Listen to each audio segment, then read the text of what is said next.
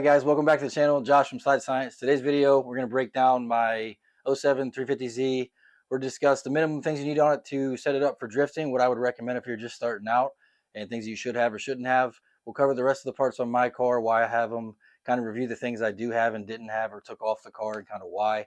And then we'll end it out with a bunch of issues that these cars have that aren't necessarily that big of a deal, especially if you catch them early, but what I would recommend you do as you build the car to set it up to get more seat time and more laps per dollar.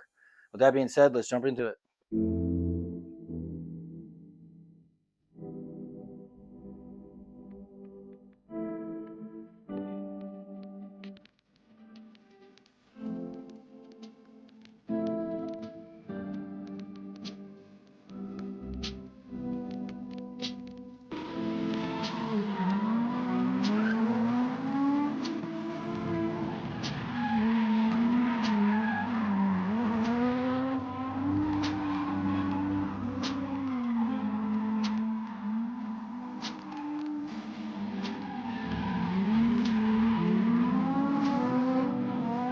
All right, guys, this is my 07 350Z, my kind of seat time car.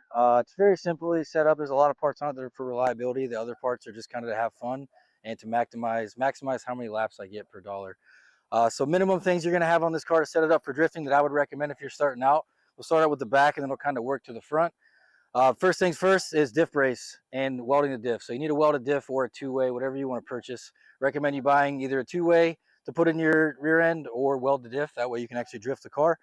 And while you're putting that back in, highly recommend you put a diff brace on it because of the rear diff casing only has one stud, and I'll cover that here in a minute and kind of show you what it looks like and why. Moving forward and kind of on both wheels, you're going to need coilovers. You don't need them, I guess, but if you want the car to respond better and actually handle better when drifting, especially with body roll, highly recommend you put coilovers on it.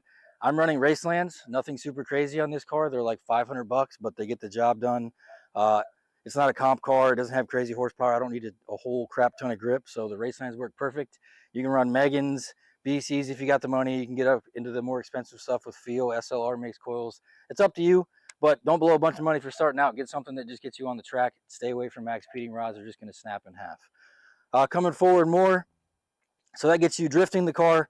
That gets the car handling better. And then something that I think is overlooked a lot on the first event, especially with Z's and G's, would be putting an oil and power steering cooler on these cars. Reason being, the power steering cooler gets hot, you're going to cook it, you're going to blow your rack. And the oil cooler with these cars, specifically the DEs as well, because they like to use a lot of oil, it's not necessarily a bad thing, but if you keep your oil cool, your pressure is going to stay higher. So higher pressure, cooler oil, cooler water temps, it's going to be more reliable on track. And as you can see in the front of mine, so I have kind of a heatsink style power steering cooler, which the more capacity you have, the cooler it's going to stay. That's the silver thing on the left.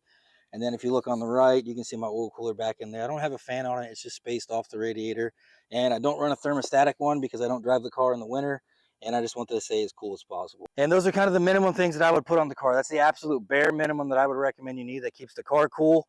That gives your suspension better handling. And it's going to give you better tire life. And then it allows the car to drift without having axle issues from the diff, as we talked about in the diff casing.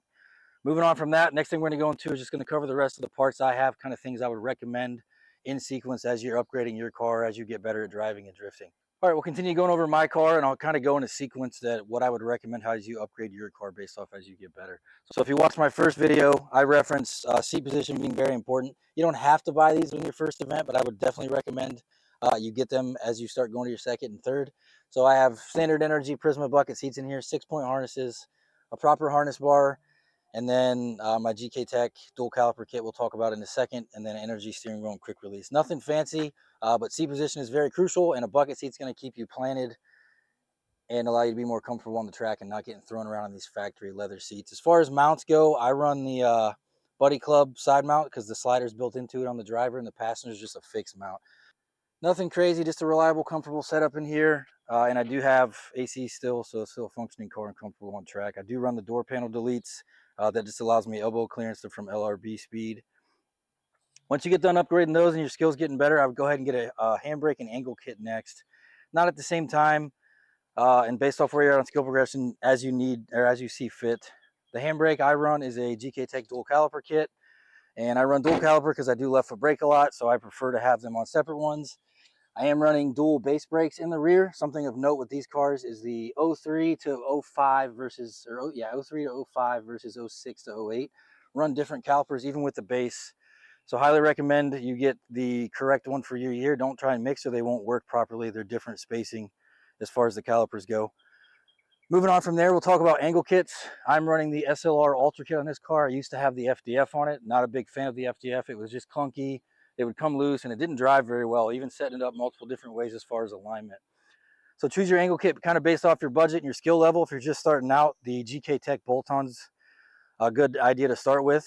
And then you can upgrade from there. You can add their lowers and uppers if you want to. And as far as rear suspension, when you're putting the handbrake on and you're kind of working with an angle kit, what I would recommend is you getting rear arms as well. So with these cars specifically, if you run a married coilover setup where the spring and the coil are together instead of having them divorced like they are factory, that spring bucket is your tow arm. And you're going to be able to get that car aligned properly, you're going to need a replaceable tow arm or an adjustable bucket. They're more expensive. I would get the GK Tech camber arm and rear tow arm to delete that bucket, and that'll allow you to get a nice basic alignment for drifting to maximize your tire wear. I have GK Tech rear arms on mine and then the SLR kit up front, and I also have the eccentric bolt lockouts on this as well. So moving on to Aero, I do have the Crown Carbon Crafting. I think they changed their name to something else now, but I run those on the fronts because of the angle kit with GK Tech fake Ganador mirrors with the Airwolf visors. Same brand as the front. I have the rear overs just because I had some quarter panel damage on that side. I did cut and shut the fenders just to get some more clearance. And then I run the KBD rear extension, KBD side skirts, and the KBD front lip. Kind of a basic setup. These cars are notorious for the rear bumpers flying off on them, so KBD is going to save your kind of bumper budget as far as that goes. Same thing with the front. They don't attach very well once you start adding angle and all that, so KBD is the best thing for your buck. Origin has a nice kit now, but personally wouldn't spend the money since they're going to break every time that rear bumper comes off in your taillights. That kind of covers my car in basics. I do have a lot of other things done to it that are more to fix the issues, which is what we're going to dive into next. The thing we'll discuss is just common issues on these cars and things to be aware of. So depending on if you have a DE or an HR, so 03 to 05 or 06 plus, dictates what kind of trans you have. If you have an HR, you have a CD09, and you have an internal slave. If you have an older year, they have external slaves already from factory, so there's not as big of an issue as the slave cylinders going out or the fluids boiling on you. If you're running an HR like this one with the CD09 and internal slave, do the conversion kit, put an external slave on it, because that slave being internal is going to heat up the fluid, you're going to lose pressure, and then now you can't drift anymore. While you're in there, put a nice clutch in. Recommend a mid-weight flywheel if you're staying NA so you don't lose your RPMs too quickly, but it does make it a little peppier.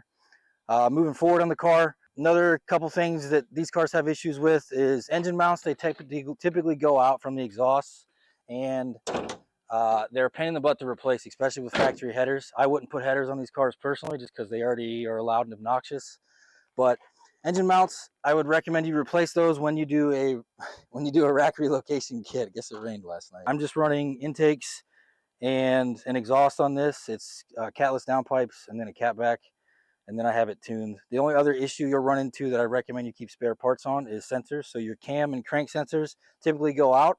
Keep some in your box and make sure that whatever sensors you're going to get, make sure you get OEM ones. Don't run Chinese or Amazon knockoffs. You're still going to get a random misfire. So grab a handful of those from a parts car or something to take with you. And then your fluids to keep them from boiling, especially if you're still running a stock clutch. Between events or before you go to an event, just take the reservoir cap off of your brake, clutch, and power steering. And I do this to this day with power steering. Just drain the reservoir out with like a turkey baster or something, or a siphon. Put fresh fluid in it and then go to the track.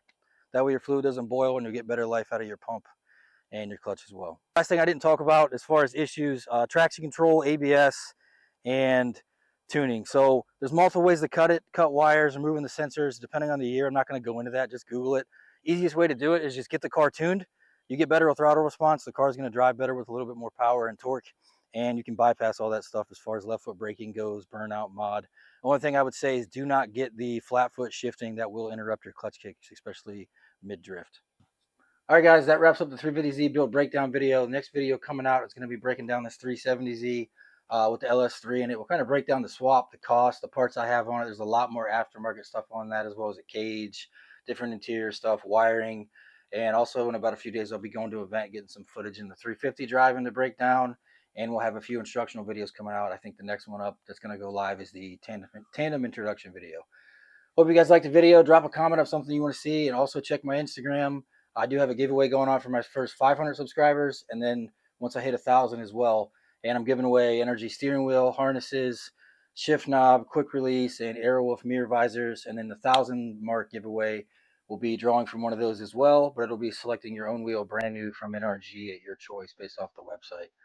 Appreciate you guys watching. See you next time.